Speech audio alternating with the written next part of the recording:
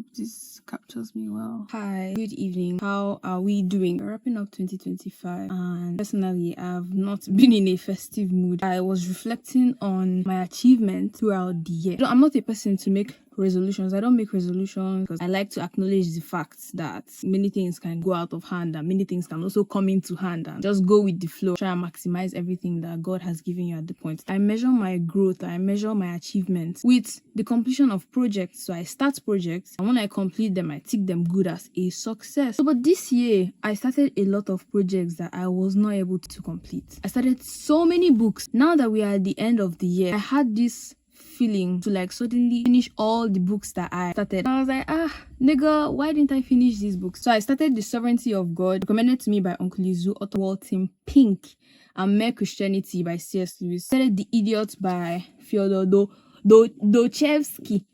Lol. Is Russian. Started The Republic by Plato. Everybody that went with me to Nuga saw me with that book. I didn't finish that book, bro. Emotional Intelligence by Daniel Goleman. I started The Alchemist again by Paulo Coelho, recommended to me by Kenechukwu. I started How Europe Underdeveloped Africa by Walter Rodney. I started The Concubine by Elechi Amadi. Common Sense by Thomas Paine. I tried, but then I failed. I now started to question, what exactly is failure in the first place? Why do we classify completion of a project as a success and not what we learned from going through with the project? Because I know that I read a good portion of most of these books and I learned different things from that portion I read. For those of us that are making appraisals for the year, those of us that measure our success by what projects we were able to achieve, I'm just here to change your perspective on that. In economics, we talk about value creation. The best way to carrying out a project is by accruing knowledge, improving human capital. In doing that, you might end up not completing the project, but then you make yourself better. That just kind of redefines the concept of failure, because if you shift your perspective from thinking that not completing this project is failure to what was I able to learn and how can I put it into practice. So just seeing completion and success as two separate entities. And I think that whole feeling of that, oh, we failed because we were not able to complete the project, I think it comes from the standard set. I don't know if you guys have seen that meme where that girl was asking, do you really want it, or do you want it because you want other people to see that you have it?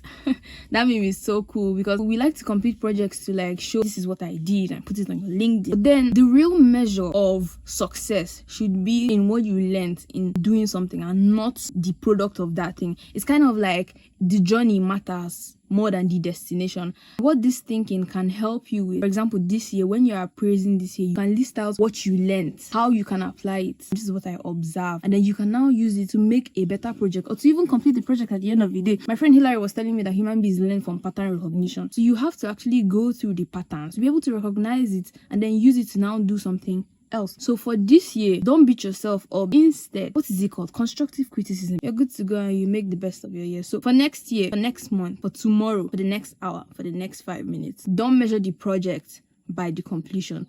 Measure the project by what did you learn from executing the project.